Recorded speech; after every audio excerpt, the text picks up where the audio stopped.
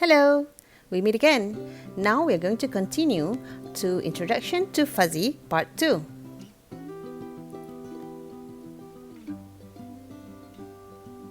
Do you know how does fuzzy resembles human brain?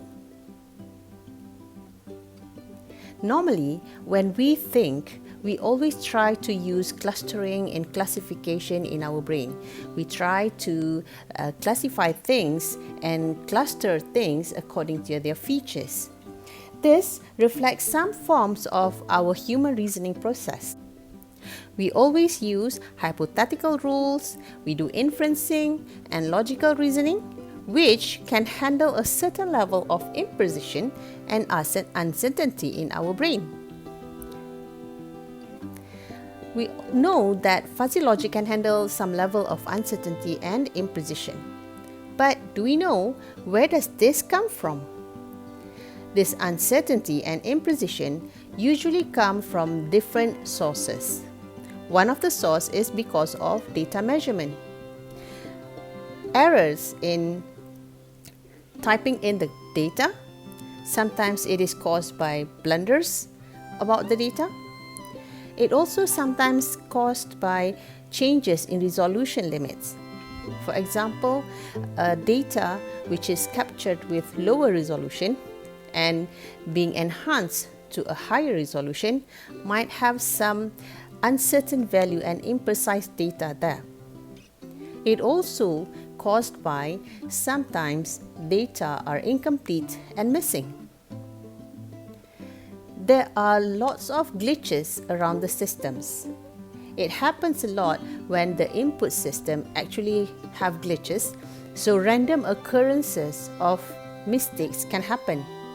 So this can also lead to uncertainty and imprecision. The biggest imprecision source is linguistic imprecision, because when we use linguistic values, it is always ambiguous, imprecise, and vague. Linguistic values always have different perceptions. For example, if I say something is very hot, some other people will perceive it with different degree of hot. If I say something is very beautiful, it is gorgeous. The perception of other people using the same linguistic but the same perception. So this also can have some implication into the data, and it makes the data uncertain and imprecise. Now, we want to continue on how to identify, is this a box of heart? In the normal set, which is the crisp set or Boolean set, we always look at the value, the elements in a set. We look at these boxes one by one. Let's look at the first one. Here, we have 5 hearts in this box. So it is yes, this is a box of hearts. The next one is no, there are no even 1 hearts in this box. No for this one. Also no for this one.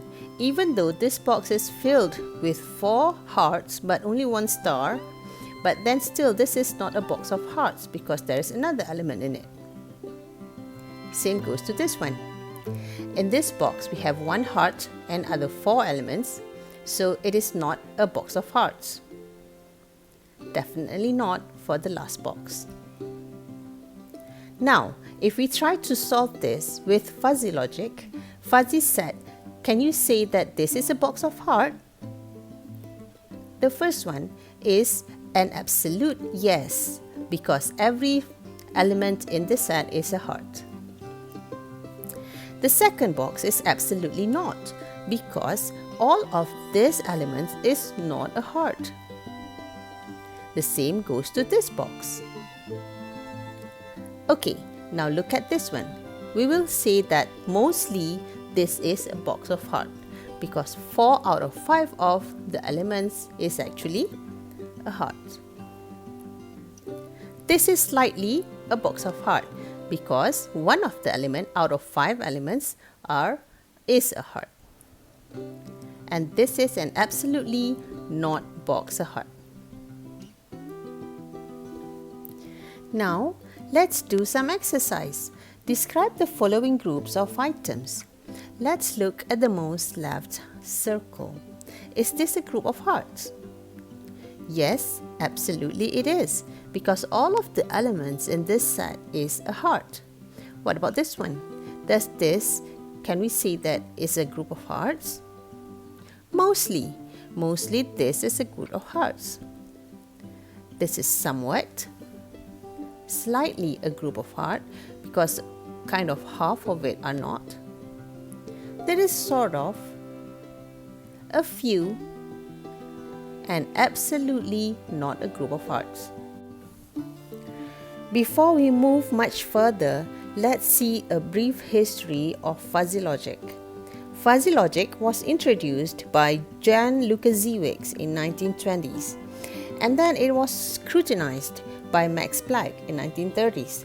However, in 1960s, Lutfi Zadeh has rediscovered it and extended it into a formal system of mathematical logic. He came out with papers on fuzzy sets in 1965, and then it started to enhance a little bit more. M. Sugino and Mamdani start to look at the measure in fuzzy logic and how it was used in fuzzy logic controllers.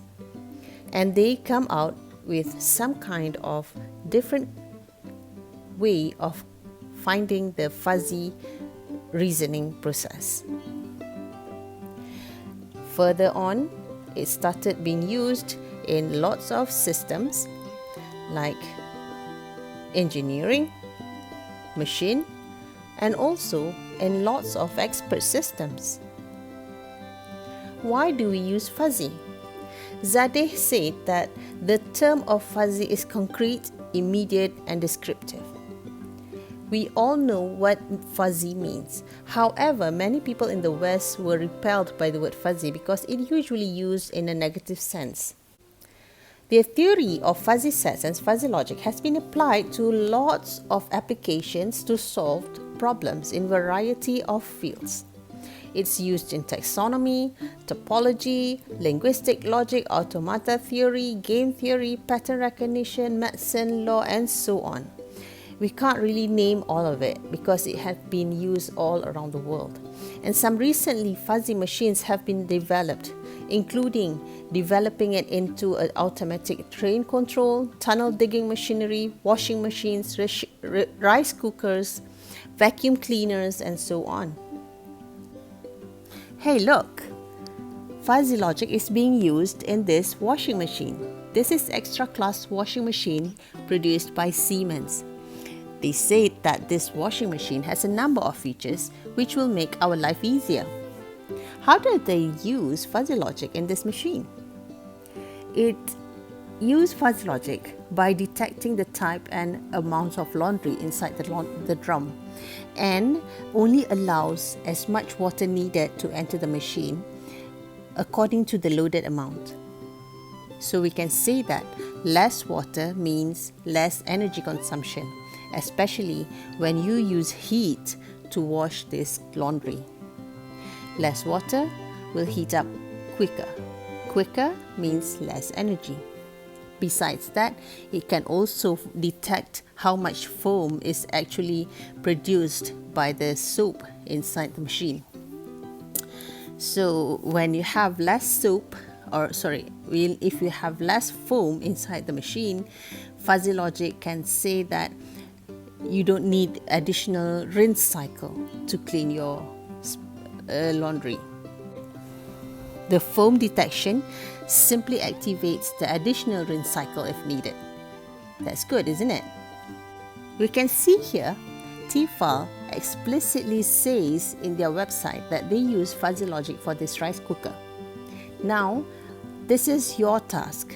Discuss the technology of fuzzy logic and how they use fuzzy logic in this rice cooker. Go on, have your own discussion and share it with your classmates. Now, as a summary, we can say that fuzzy logic is a logic that describes fuzziness.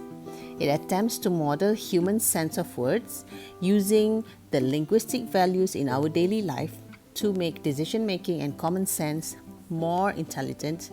And we can see that using fuzzy logic, we are implementing our human intelligence into the machines. Fuzzy logic is a set of mathematical principles, is using mathematical for knowledge representation. We use the degree of membership rather than the classical membership of binary. So, unlike two-valued Boolean logic, which is true or false, fuzzy logic is multi-valued. A fuzzy set is a set with fuzzy boundaries, such as short, average or tall for man's height. To represent a fuzzy set in computer, we express it as a function and then we map it on a graph so that the elements can have their own degree of membership to each of the sets. Typically, the membership function is triangles and trapezoids. We will look at these fuzzy sets much further in this course. Okay, I'll see you in the next class. Bye-bye.